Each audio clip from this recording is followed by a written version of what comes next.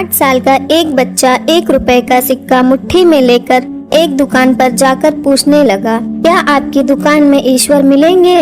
दुकानदार ने यह बात सुनकर सिक्का नीचे फेंक दिया और बच्चे को निकाल दिया। बच्चा पास की दुकान में जाकर 1 रुपए का सिक्का लेकर चुपचाप खड़ा रहा। ये लड़के, 1 रुपए में तुम क्या चाहते हो? मुझे ईश्वर चाहिए, आपकी दुकान में है। दूसरे दुकानदार ने भी भगा दिया, लेकिन अब उस अबोध बालक ने हार नहीं मानी। एक दुकान से दूसरी दुकान, दूसरी से तीसरी, ऐसा करते करते कुल 40 दुकानों में चक्कर काटने के बाद एक बूढ़े दुकानदार के पास पहुंचा। उस बूढ़े दुकानदार ने पूछा, तुम ईश्वर को क्यों खरीदना चाहते हो? क्या करोगे ईश्वर लेकर? पहली बार एक दुकानदार के मुंह से यह प्रश्न सुनकर बच्चे के चेहरे पर आशा की किरणें लहराईं। लगता है कि इसी दुकान पर ही ईश्वर मिलेंगे। बच्चे ने बड़े उत्साह से उत्तर दिया, इस दुनिया में माँ के अलावा मेरा कोई नहीं है। मेरी माँ दिन भर काम करके मेरे लिए खाना लाती है। मेरी माँ अब अस्पताल में है। अगर मेरी माँ मर गई तो मुझे कौन खिलाएगा? डॉक्टर ने कहा है कि अब सिर्फ ईश्वर ही तुम्हारी माँ को बचा सकते हैं। क्या आपकी दुकान में ईश्वर मिलेंगे?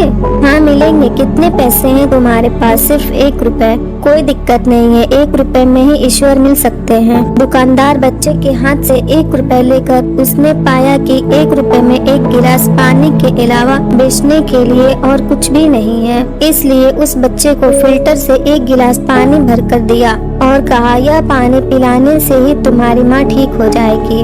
अगले दिन कुछ मेडिकल स्पेशलिस्ट उस अस्पताल में गए। बच्चे की माँ का ऑपरेशन हुआ और बहुत जल्दी वह स्वस्थ हो उठी। डिस्चार्ज के कागज पर अस्पताल का बिल देखकर उस महिला के होश उड़ गए।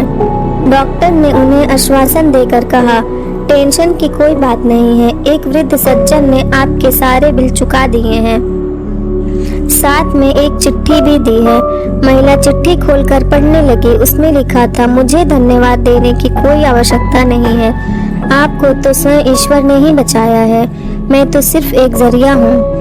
यदि आप धन्यवाद देना ही चाहती हैं तो अपने अबोध बच्चे को दीजिए, जो सिर्फ 1 रुपए लेकर नासमझों की तरह ईश्वर को ढूंढने निकल पड़ा। उसके मन में यह दृढ़ विश्वास था कि एकमात्र ईश्वर ही आपको बचा सकते हैं। विश्वास इसी को ही कहते हैं। ईश्वर को ढूंढने के लिए करोड़ों रुपए दान करने की जरूरत नहीं होती। यदि मन में अटूट विश्वास हो तो वो 1 रुपए में भी मिल सकते हैं।